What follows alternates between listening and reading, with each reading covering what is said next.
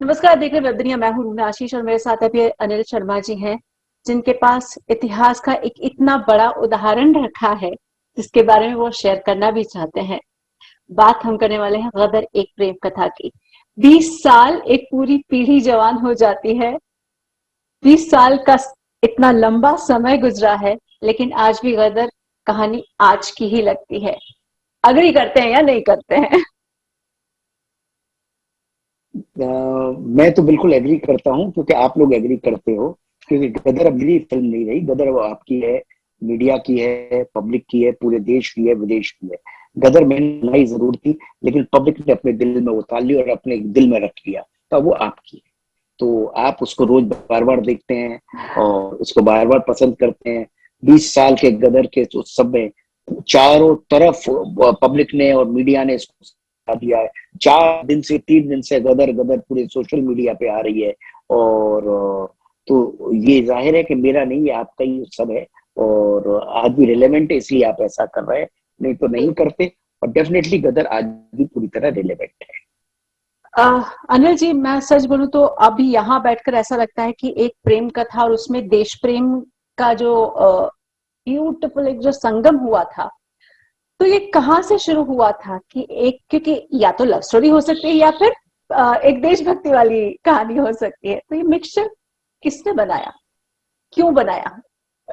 ऐसा था कि मैं हमेशा पार्टीशन और या जब आजादी की जो लड़ाई थी उस दौर पे एक फिल्म बनाना चाहता था और वहां एक प्रेम कथा बनाना चाहता। मैं चाहता था कि नफरत के बीच में, नफरत के बगीचे में प्रेम के फूल खिले। ये मैं चाहता था कि नफरत तो होती है, लेकिन मैं ये संदेश देना चाहता था कि नफरत कितनी भी बड़ी क्यों ना हो, प्रेम का फूल उनसे बड़ा होता है, उनसे ज्यादा महका हुआ होता है, उसकी खुशबू ज्यादा तेज होती है। नफरत में बहते हुए लहू की दुर्गंध और सुगंध को आप भूल जाते हैं, लेकिन प्रेम के खुशबू की जो फूल की जो खुशबू है उसे आप नहीं भूलते हैं। यही संदेशा दुनिया तक ले जाना चाहता था और यही गदर थी। इसलिए नफरत के उस माहौल में एक प्रेम कथा का फूल खिलाया, इसलिए वो गदर एक प्रेम कथा है। ब्यूटीफुल। अगर मैं इसकी बात कहूँ तो जब ये फिल्म आने वाली थी, बहुत ज्यादा टॉक्ड अबाउट था। मेरा मतलब 20 साल पहले अगर मैं बोलूँ तो मेरे लिए भी नया नया था सब कुछ, जर्नलिज्म एंट्री किया ही था मैंने। सो उस समय के माहौल को देखते हुए डायरेक्टर साहब ये बताइए कि क्या आपको लगा था कि ये फिल्म इतनी ज्यादा लोगों के दिलों में जाएगी, इतनी ज्यादा बॉक्स ऑफिस पर हिट देखिए, होगी? जब ये फिल्म शुरू हुई थी और इसकी कहानी हम लोगों ने सुनाना शुरू की तो ये तो लगा था कि फिल्म बहुत बड़ी हिट है। मुझे हमेशा लगता था कि ये फिल्म भारत की टाइटेनिक होगी। और जैसे जैसे इसकी शूटिंग होती थी, जैसे जैसे मैंने जब बख्शी साहब को कहानी सुनाई, आनंद बख्शी साहब को, तो उन्होंने मुझे लिपटा लिया और वो बोले। और वो कम से कम कहानी के दौरान 3-4 दफे बाथरूम गए। 2.5 घंटे का नरेशन था, सिगरेट का सुट्टा लगा के आते थे। और मुझे बाद में बोले, जानता मैं क्यों बाथरूम जा रहा था? इसलिए कि मैं रो पड़ता था, आंसू छुपाने जाता था, आंसू पोंछने जाता था। तो उन्होंने मुझसे कहा कि ये तेरी मुगले आजम है। ऐसे ही बहुत सारे लोगों ने मुझसे कहा। और जब गदर का ट्रायल हुआ पहला, चंदन में सनी सर ने 1,000 लोगों को बुला लिया, इंडस्ट्री के सारे लोगों को। तो मुझे आज का सा याद है कि 3 बजे से रात को जो मेरे फोन बजने शुरू हुए, सुबह तक बजते रहे और दूसरे दिन भी बजते रहे। और हर आदमी इतना मुतासिर, चाहे वो कलाकार हो चाहे वो, एक यूफोरिया हो गया था। तो ये तो लग रहा था, जो जो देखता था वो कहता था कि गदर गदर है। अब गदर भारत की 4 फिल्मों में से मदर इंडिया, मुगले आजम, शोले के बीच में आके खड़ी हो जाएगी, ये तो कोई नहीं जानता। सुपर हिट होगी ये समझ आ रही थी। लेकिन ये तो ईश्वर की कृपा रही, ईश्वर का प्रसाद रहा, पब्लिक का प्यार रहा कि उसको इन कुछ आइकॉनिक, 4 आइकॉनिक फिल्मों के बीच में गदर को खड़ा कर दिया। वरना कौन कहाँ और 20 साल के बाद किसको कौन याद करता है? आपने कहा ना, पीढ़ी बदल जाती है, लेकिन आप तभी थी, आप आज भी हैं। और कल भी अच्छी लग रही थी और आज भी अच्छी लग रही है। तो बस ऐसी गदर है, कल भी अच्छी लग रही थी और आज भी अच्छी लग रही है। हाँ, बिल्कुल सही कहा आपने। उस समय लगान की मैं बात करती हूँ अभी, चूंकि थोड़े ही 1-2 दिन पहले की ही बात है, आमिर जी से भी बात हो रही थी। दोनों बहुत ज्यादा स्ट्रॉन्ग फिल्म उभर कर आ रही थी। मतलब जब मैं स्टोरी भी कर रही थी इन दोनों फिल्म को लेकर, तो हम्म। ऐसा लग रहा था कि देखिए ये भी उतनी ही इम्पोर्टेंट है और ये भी इतनी इम्पोर्टेंट है। तो उस समय उसको लेकर आपके सामने क्या माहौल बन रहा था, क्योंकि दोनों देश देखो, प्रेम की बात करती हैं। एक्साइटमेंट था, फिल्मों में टकराव की बात होती थी। कई कई वीक तक फिल्में चलती थी, 20-25 वीक चलती। कई बार फिल्म पहले वीक में नहीं समझ ली तो दूसरे में चल जाती थी, तीसरे में समझ जाती थी। आज माहौल अलग है, आज मजबूरी अलग है लोगों की। आज वीकेंड का मौसम है, वीकेंड में फिल्म नहीं चली है, दूसरे वीक की फिल्में आ जाती है, थिएटर ही नहीं मिलते, तो आदमी आज सोचता है मेरी फिल्म जो भी हो वीकेंड में ही चले। आदमी की मानसिकता ऐसी हो गई, उस वक्त ऐसा नहीं था। माहौल ऐसा गर्म हो गया कि उनकी फिल्म को बहुत आशुतोष गौरवेकर और आमिर खान साहब, उसके लिए बधाई है। और लेट जमसुगन जी ने बहुत उसमें हिम्मत की थी, बहुत पैसे लगाए, बहुत कुछ किया। और इधर गदर ने भी बहुत मकाम हासिल किया, बहुत बड़ा फुटबॉल पाया और एक सुनामी बन गई। आमिर खान साहब ने खुद कहा कि गदर वाज अ मॉन्स्टर हिट, आपने सुना ही होगा जो उन्होंने कहा। और उन्होंने खुद कहा कि लगान से कई गुनी ज्यादा हिट थी। उनकी humbleness, what ever it is आप कहें, लेकिन सत्य तो सब अपनी जगह ही होता है। तो दोनों फिल्मों ने एक पूरे देश में एक फिल्म का उत्सव बन गया था, एक ऐसा माहौल बन गया था। और 12 बजे कोई लगा दिखता था, बजे कोई गदर, 3 बजे कोई लगान दिखता था तो 12 बजे कोई गदर। पूरे देश में, पूरी मीडिया में एक ही चर्चा चल रही थी, गदर लगा लगान गदर, गदर लगा लगान गदर। तो ऐसा माहौल मैं तो चाहता हूँ हर साल एक दफे बने, एक आध पिक्चर बने। और हर साल ना हो सकता तो 2-3 साल में तो बने, लोगों को फिल्म का सब लगे, मजा आए, अरे यार क्या फिल्म आ रही, ये भी देखो, ये भी देखो, ये भी देखो, ये भी देखो। आदमी के पास बहुत टाइम है फिल्म देखने का। लॉकडाउन में देखा आदमी ने कितनी फिल्म है, कितना देखा, एक एक दिन में ओटीटी के 10-10 एपिसोड देख डाले। कैसे कि आदमी को देखने में बड़ा मजा आता। आप दिखाओ, पब्लिक बहुत है देखने लायक, 100 करोड़ के ऊपर की पब्लिक, अब दिखाओ तो सही। तो बस ऐसा मौसम बनता रहे, ऐसी चीजें होती रहे। आदमी वीकेंड से ज्यादा हफ्तों महीनों की सोचना शुरू कर दे तो देखो फिर पिक्चर हफ्तों महीनों चलने शुरू हो जाएंगे। ओह वाह! अनिल जी, मैं जब भी ये फिल्म की बात करती हूँ मुझे कुछ एक चीजें स्पेशली याद आती हैं। सनी देओल तो है ही, गाने भी हैं, अमीषा आपका प्यारा बेटा भी है। एक चीज जो मुझे अंदर तक हिलाती है वो है ट्रेन वाला सीक्वेंस। ट्रेन टू पाकिस्तान एक खुशवंत सिंह जी के नॉवल भी रही है, उनकी एक लिखी हुई किताब भी रही है। मतलब क्या मैं गलत हूँ अगर ये दोनों को कंपेयर करती हूँ तो? देखो उन्होंने तो लिखा था, रियलिस्टिक कहानी लिखी थी ट्रेन टू पाकिस्तान। और मैंने तो बहुत सारे 100, 10, 30, 40 बुजुर्गों से बातें भी की, पुराने लोगों से, जिन्होंने 70, 70, 80, 80 साल की उम्र के वो लोग, उन्होंने पार्टीशन देखा था। बहुत बहुत डॉक्यूमेंट्रीज भी देखी मैंने। और बहुत किताबें भी पढ़ी। वो किताबें चाहे हमें नेशनल लाइब्रेरी में मिलती थी या दिल्ली में मिलती थी, आर्मी के लाइब्रेरी में मिलती थी, उन सबको निचोड़ के, उन सबको कह के, और हमने एक तस्वीर अपने मन में तैयार की चलती हुई ट्रेन की। और वो ट्रेन बनाई। ट्रेन आसान नहीं था क्योंकि स्टीम इंजन नहीं था, वो पटरी नहीं थी जिस पटरी पे वो स्टीम इंजन चल सके, क्योंकि छोटी पटरी हुआ करती थी। अब इस ट्रेन को, स्टीम इंजन को वहां तक लेके कैसे जाया जाए दिल्ली से, ये भी बड़ी समस्या थी। इतनी सारी प्रॉब्लम्स थी, लेकिन सब कुछ हुआ। Where there is a will there is a way. बिल्कुल। इसी साल की अगर मैं बात करती हूँ तो लगान तो ऑस्कर्स तक भी गई थी। तो क्या आपने, मतलब मैं चूंकि उसमें दिल्ली में हुआ करती थी तो आप शायद ज्यादा अच्छे से बता सकेंगे मुझको। तो क्या ऑस्कर्स की दौड़ में आपने ये फिल्म भेजी थी, हमने नहीं भेजी एटलीस्ट थी। इंडिया की तरफ से एक्चुअली क्या हुआ एटलीस्ट? था, नहीं नहीं हमने नहीं भेजी थी। क्या हुआ था कि अवार्ड के मामले में हम थोड़े से कमजोर रहे। हम लोगों इतने इतने उत्साह। क्या हुआ था, इसको national award, 11 national award nominate हुए थे। गदर पहली फिल्म थी जो कि किसी कॉर्पोरेट ने बनाई थी, उसका कोई इंडिविजुअल प्रोड्यूसर नहीं था। तो जब गदर रिलीज हो गई तो नितिन कैनी साहब बाहर चले गए, जी से ही बाहर चले गए, कोई प्रोड्यूसर ही नहीं रहा, एक कंपनी रह गई। और कोई रहा ही नहीं, गदर का एक्चुअली कोई वली वारिस ही नहीं रहा। तो जब मैं कनाडा में था, मेरे को क्या नाम, उदित नारायण के फोन पे फोन आते थे कि भाई साहब मिनिस्टर बोल रहे हैं यार 11 नॉमिनेशन है गदर के, कोई गदर के लिए कोई एप्लीकेशन देने को रेडी नहीं है कि गदर को नॉमिनेशन अवार्ड में डालो। गदर को कहीं अवार्ड ही नहीं मिले, ऐसे किसी ने इसको ऑस्कर अवार्ड में भी नहीं डाला।